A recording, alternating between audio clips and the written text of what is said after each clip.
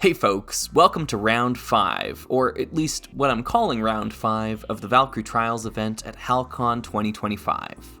My previous performance in the tournament netted me a 2-win, 2-loss record, and thus I wasn't able to make the top cut to go into the semifinals. However, that didn't stop me from playing one more game while I was there, and the story behind this one's kind of funny. If you recall, in round 3, my opponent just didn't show up to the match, so essentially they forfeited and gave me a free win. Before that round, though, I think another player dropped out of the tournament, so we were left with an uneven number of players, leaving another player with a bye. That player was Mike, and before we knew that my opponent wasn't going to show up for round 3, Mike had already taken off and gone and grabbed a bite to eat. So we didn't get a chance to play each other, even though that would have been the logical thing to do for round 3. So now, at the end of our run in this little tournament here, we decided let's sit down and actually play that game. Before this final match began, it was revealed who the top 8 players were, and both Mike and I were in there. Just barely though. I placed 7th and Mike placed 8th. So when we sat down and started setting up our figures, we decided, let's make this game the determination on who actually gets 7th place. In this tournament, Mike was running an Isonex build, very similar to the one that I talked about in my HalCon preparation video. This one contained Scavarith, the Iron Lich Viscerot, the Necrotech Wraith Riders, and instead of the Exiles, it had the Acolytes of Revna and Kita. During our game, I think Mike mentioned that he considered bringing the Exiles in this build, but decided to go with the support of the Acolytes instead. Once again, we're playing on Iced Cider, and this isn't a result of the software putting me on a map I already played on, but rather this was one of the only maps left still standing because they started disassembling many of the other ones by the time we sat down and started playing. So yeah, we jumped on this map. Remember in round 4 when I talked about rehearsed chess openings? Well, here we have it again. You can see my formation on my side of the map is exactly the same as the previous game. Mike has set up his Isonex in the front lines and left the Acolytes on the low ground behind. This is a pretty good indication that I think he plans on just killing his own Acolytes with the height advantage. Because this game wasn't really going to affect our tournament standings in any sort of official sense, we toyed around with the idea of including Leviatech, like the silver-based ones that we had just won, into our armies. However, we decided not to do that simply because Leviatech would benefit my army greater than it would benefit my opponent's army. I just have more squad figures, and getting those free rerolls would be pretty nice. The 2 glyphs on this map were Dagmar in the north and Wanok in the south. Pretty standard set of glyphs. Notably, in this matchup, both Mike and I are running armies that fully telegraph their order marker placements. Mike has Scavarith in his army, like I mentioned, and the X is always going to go on Scavarith. I have the Crimson Widow, and the X is always going to go on Crimson Widow. All the rest of the order markers are going to go on our Bonders, essentially. So when I look across the table and I see Mike has 3 order markers on the Iron Lich Viscerot, I know all 3 of those order markers are numbered. I win initiative, and deja vu, surprise, surprise, it's my rehearsed chess opening for this map. Adalburn is positioned in a spot where he can threaten the 3 hex on my opponent's side of the map, and my Frostclaws in the north have moved up to be adjacent to the Jungle Bush for the +1 defense against ranged attacks, and the Frostclaws in the south have taken height, so they will also get +1 defense against ranged attacks. I know I lost last game largely because of my poor decision making in round 1, but I think Order Marker 1 wasn't to blame there. It was really Order Marker 2 and 3. I think this is a really solid opening. My opponent then reveals Order Marker 1 on the Iron Lich Viscerot, hops up to Snow Height, and kills one of his own Acolytes. Betrayal! He then moves the Necrotech Wraith Riders up to create a screen to protect the Iron Lich. The Necrotechs are just out of reach of my Frostclaws, which is certainly annoying, but Adalburn has a shot at one of them. So, on Order Marker 2, I send Adalburn into the fray. He's able to kill the Wraith Rider that was stationed there using a combination of Crushing Blow and his attack. The Frostclaws in the north then move in aggressively. One of them is now only 3 hexes away from the Iron Lich, trying to threaten that core piece of my opponent's army, and the other one can hop off of height here to get within attacking range of the Wraith Riders. I like the positioning of the two Frost Claws in the north, but what the heck is going on in the south? In hindsight, I really don't know what I was thinking here. The one moving into the 3-hex lava, that's not a bad place. It's a good, power position, but the fight's happening up there in the north. We need to get the Frost Claws into the fight. Let's go. I don't know what's going on down here, man. What good is Wannock to me, right? This Frostclaw's threatening to step onto Wannock, but my opponent has Acolytes in their army. That's basically Wannock proof.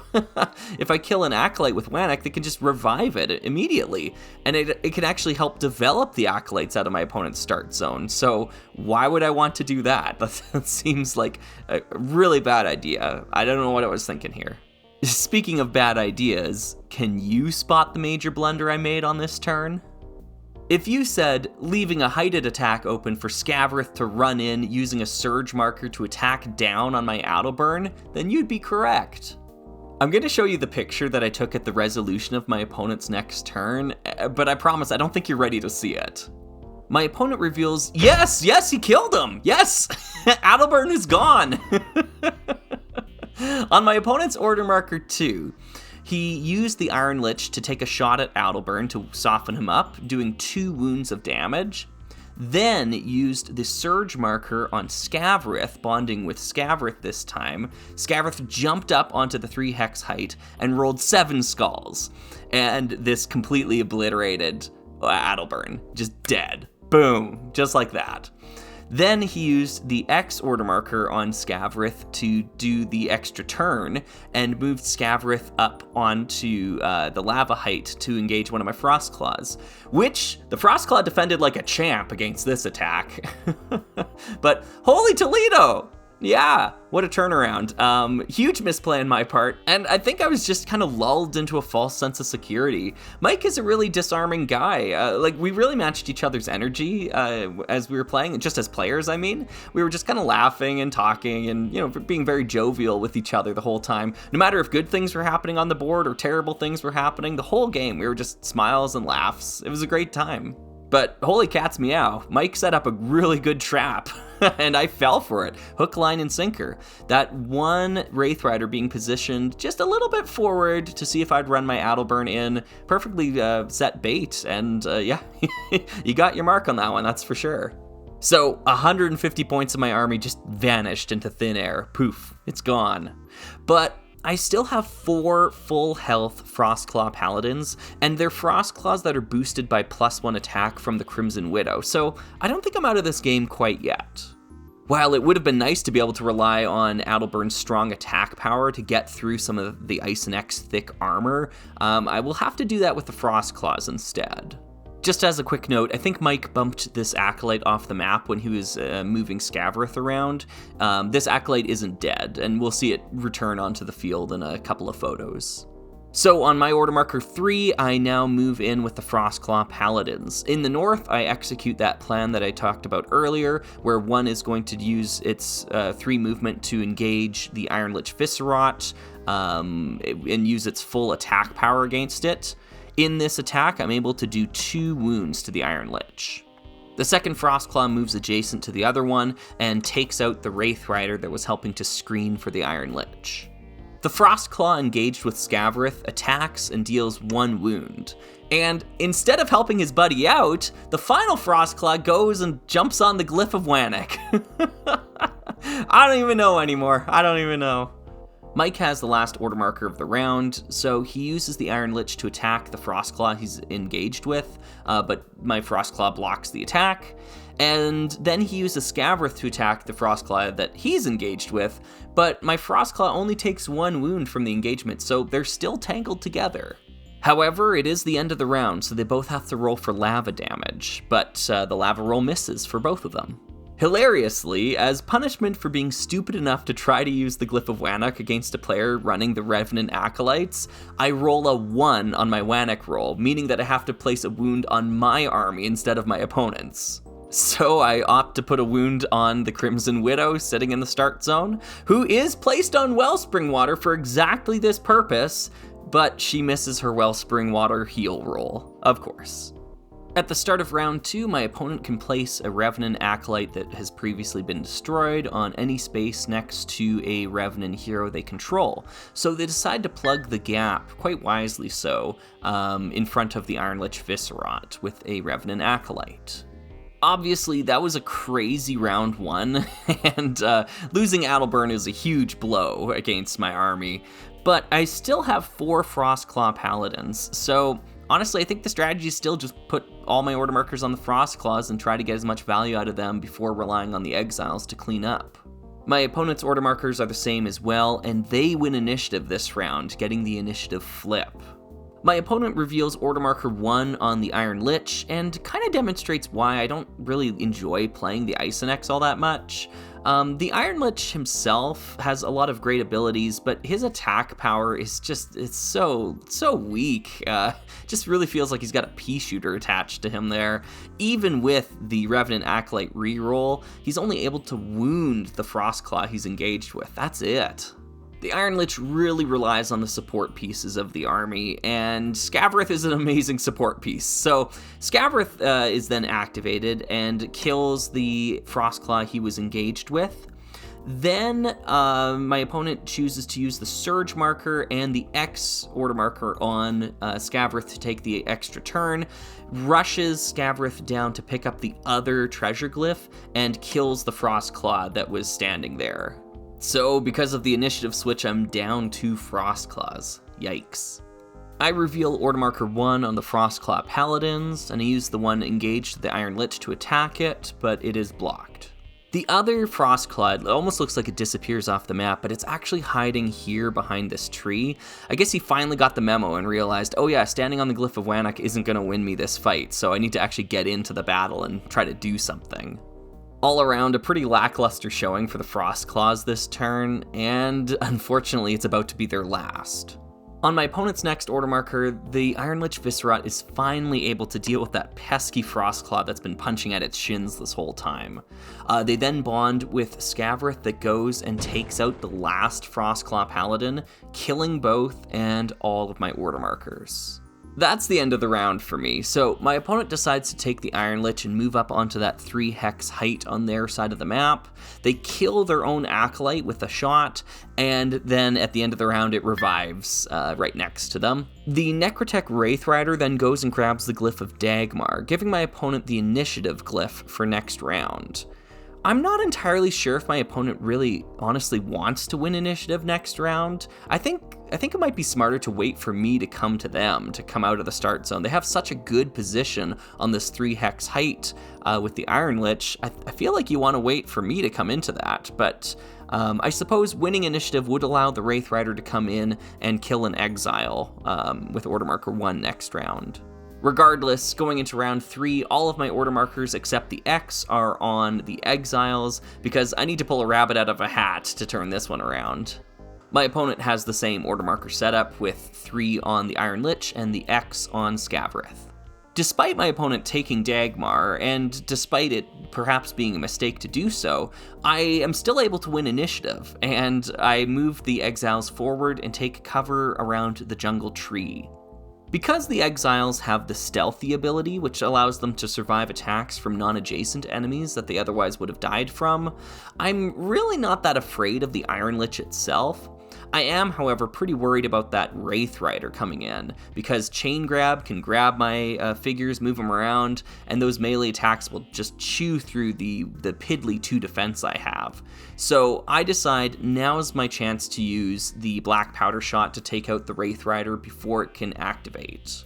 I burn the Black Powder Shot, but all of my attacks miss. Brutal. My opponent then reveals order marker 1 on the Iron Lich Viscerot and steps forward to take a shot into my Exiles. They're specifically targeting the Exile in the back that doesn't gain any benefit from the tree cover bonus, but they miss their attack. Despite having a ranged attack, the Iron Lich only has a range of 5, which means it has to get pretty close to its targets in order to attack them. This fact will become relevant in a moment. The Wraith Rider then rolls in and uses this golden opportunity to attack down from height onto one of my Exiles, killing it. Remember earlier when I asked you to spot the blunder in my positioning on my turn? Well, I'm gonna ask you to do the same now, though for my opponent. Once again, I don't think you're prepared for the next photo you're about to see. I reveal order marker 2 on... Yes! Yes, the exiles are able to pull through. They leap into action, and they get 2 attacks in on the Iron Lich. They're boosted from the Crimson Widow's +1 attack against adjacent enemies, and they're able to kill the Iron Lich and all of my opponent's order markers. The last remaining exile takes out the final Necrotech Wraith Rider, and it's a full clean sweep with this order marker. In choosing to target the one exile that wasn't adjacent to the tree bonus, my opponent unfortunately stepped 1 space too far forward, and my exiles were able to get the melee attacks in on the Iron Lich that they really needed in order to swing this back around. I think it's only fair, though, in the spirit of Heroescape, that my opponent mispositions the Iron Lich Viscerot in a game where I horribly mispositioned Adelburn. Eye for an eye, I think it's fair. And man, credit to Mike, we were both still just laughing and having a good time playing this game. He's such a good sport, I had a blast. He's far from out of this game, by the way. He still has a nearly full health Scavrith waiting for me. But because I was able to kill all of my opponent's order markers, I use my final order marker to move forward. I leave 1 exile on the Glyph of Dagmar, hoping to win initiative next round, and I move the other 2 within striking distance of Scavrith. I choose not to kill this exile here, and I'm really glad I did so, because if I kill this exile, my opponent can just respawn the exile next to Scavrith next round, and that will allow Scavrith to re-roll defense rolls, and I don't want that, so I leave the Acolyte alone for now. It's the end of round 3 here, and I think I've just been forgetting to roll the Wellspring Water heal on Crimson Widow this whole time. She's just gonna sit there with a wound marker on her card yet again. Whoops. So going into round 4, I put all my order markers on the exiles except the X on Crimson Widow, and my opponent puts all their order markers on Scavrith. Scavrith has both of the reroll glyphs as well as a double attack, special attack thing. Scavrith has all the tools they need to take out all the remaining exiles. I'm basically playing for a miracle here. That's about all I can hope for. With the Glyph of Dagmar, I'm able to win initiative, and yes, the exiles pull it off! The 2 that were furthest forward step up onto height and get attacks of 5 down into Scavrith, which is great, dealing tons of damage, and the final exile moves up off of Dagmar, and I actually used the black powder shot. I decided to do that before declaring my attacks, of course, but I used the black powder shot in this instance. Even though only 1 exile will benefit from it, the upside is huge. If I can kill Scavrith here, the game is entirely winnable then, and it pays off because that final shot is all it takes to put Scavrith in the dirt. From here on out, my opponent doesn't get to play again. Because I killed all the order markers on Scavrith's card, the exiles now launch into mop-up mode. I send one of my exiles onto the 3 hex height near my opponent's start zone to kill the Acolyte that was positioned there. This also sets them up to launch into Kida on my following turn. The exile in the center moves forward to take position against the Acolytes in my opponent's start zone. Finally, the last exile steps down and onto the Glyph of Wannock. This is definitely the right call in an endgame scenario like this. Since all the Revenant heroes are dead, there's no way to revive the Acolytes, so the Glyph of Wannock is now effective in killing my opponent's figures. It's always tempting to want to use a figure in a fight rather than sending them to go sit on a glyph, but the Wannock glyph actually gets more powerful the less figures your opponent controls. So towards the end of the match like this, I think this is the right call. Ultimately, it works out for me. On order marker 3, the first exile attacks Kida, killing her in a single blow. The second exile attacks an Acolyte in the start zone, also killing it, and the third exile activates the Glyph of Wannock, killing the final Acolyte.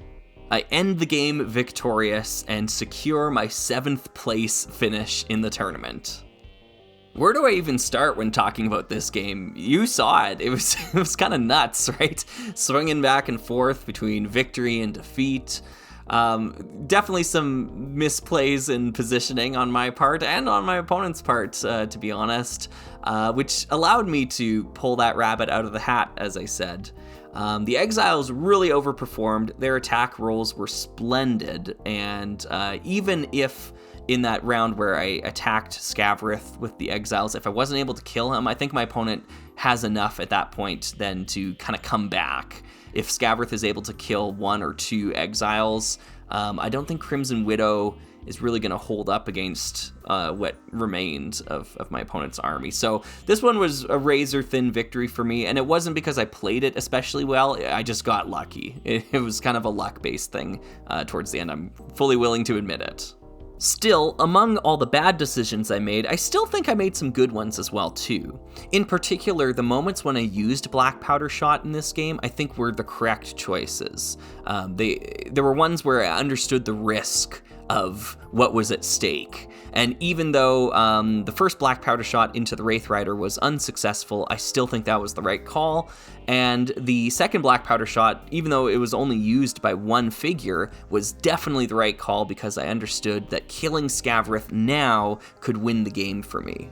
Going into this game, I definitely underestimated the Ice and X. I had played against an Ice and X build in round 1, or a partial Ice and X build in round 1, and I wasn't really all that impressed with the Iron Lich and the Wraith Riders. I just didn't see the threat there. But Scavarith is no joke. Scavarith is definitely the linchpin piece of that army, and as we saw in this game, can instantly delete heroes if you let him. Mike was a lot of fun to play against, and I would happily welcome a rematch if we ever want to fight for that coveted 7th place finish again. So this is the final battle report of the event, the last game I played. There will be one more video coming out here, a recap of the whole thing, and I'll share a bit more of my thoughts and the takeaways that I got from the experience.